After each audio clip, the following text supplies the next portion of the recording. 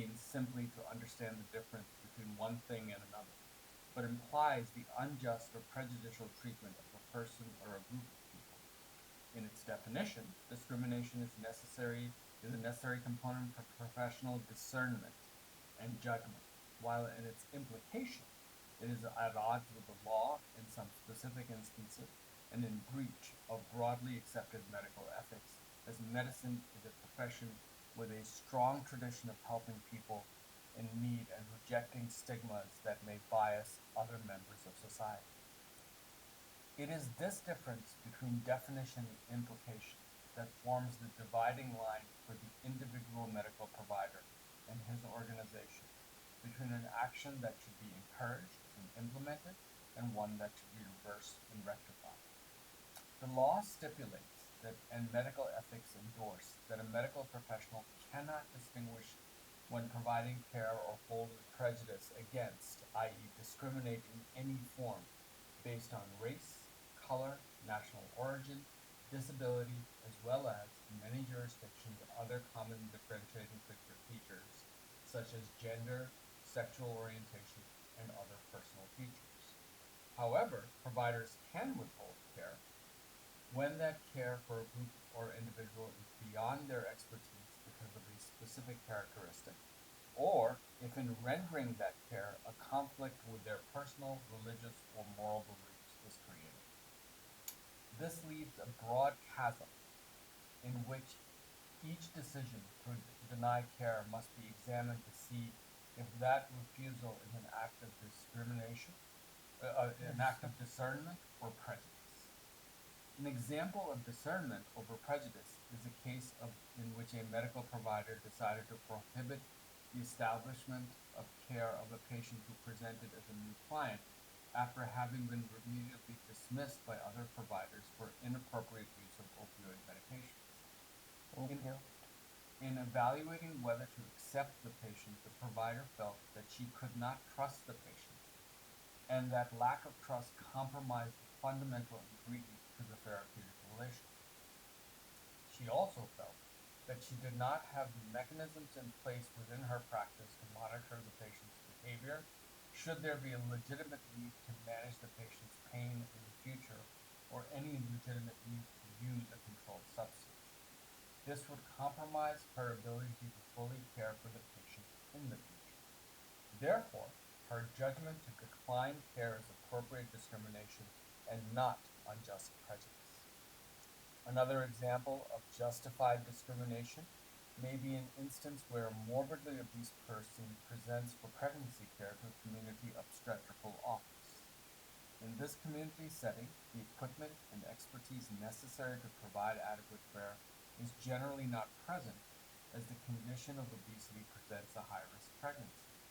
In this case, the medical professional's scope of practice is outside the care the patient requires, and the refusal of care is not only appropriate but ethically mandated.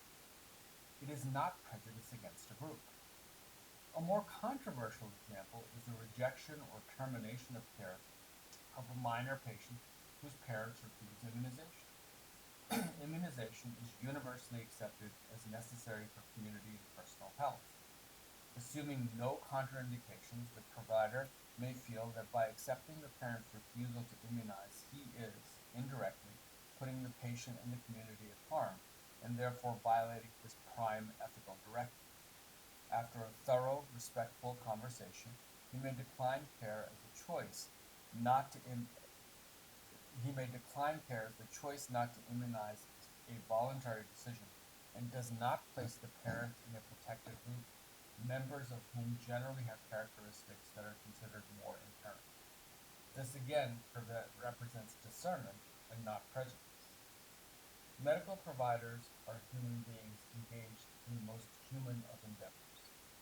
While it would seem that the ethos of the profession would filter out those individuals with a tendency to prejudice, that presumption is not universally true.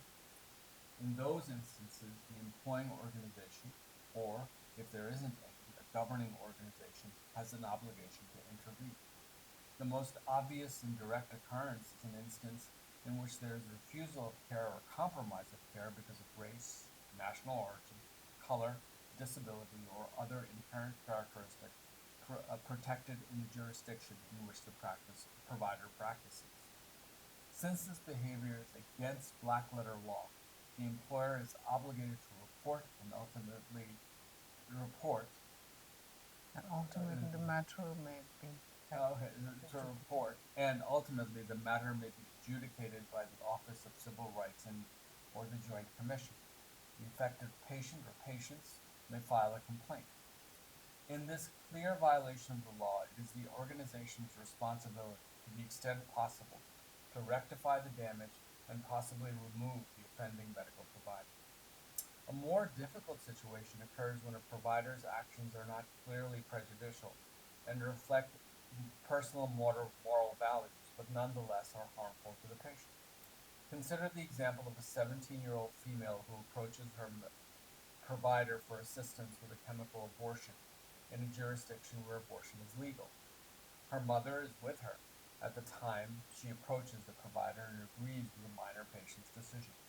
The provider is a devout Catholic who feels he is morally obligated to deny the service.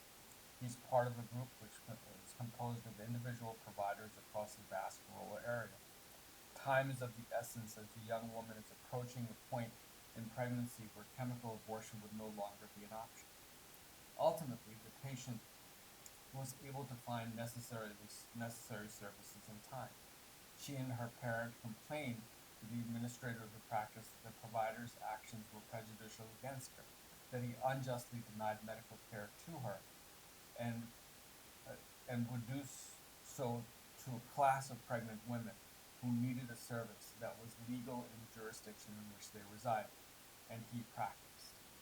And while they had been advised that they did not have the basis of legal action because no harm had come to the patient, they felt the provider should be reprimanded or removed because of the potential harm to others.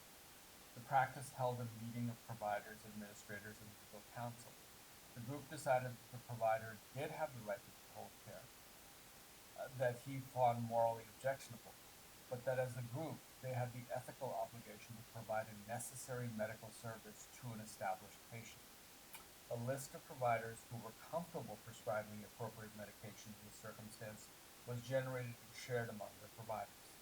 If a case like this arose in the future, a provider who was not comfortable in prescribing an abortive could contact one of his colleagues who was, and that provider could have a phone or video visit with the patient, gauge the medical appropriateness of the requested therapy, and proceed with the prescription if appropriate. The plan was formalized and shared with the affected patient and their mother to their satisfaction. In this way, the organization upheld the medical provider's right to adhere to their moral code while ensuring that the ethical responsibility to deliver timely care to their patients was fulfilled. A similar case involves gender-affirming care and respect for gender identity. Several patients approached different providers in primary care settings seeking hormonal therapy to effect a physiological gender change conforming to gender identity. Okay, I'm going to stop here. I'm going Yeah. to tell you something. We shouldn't do this. Okay. Okay? Okay. This crosses the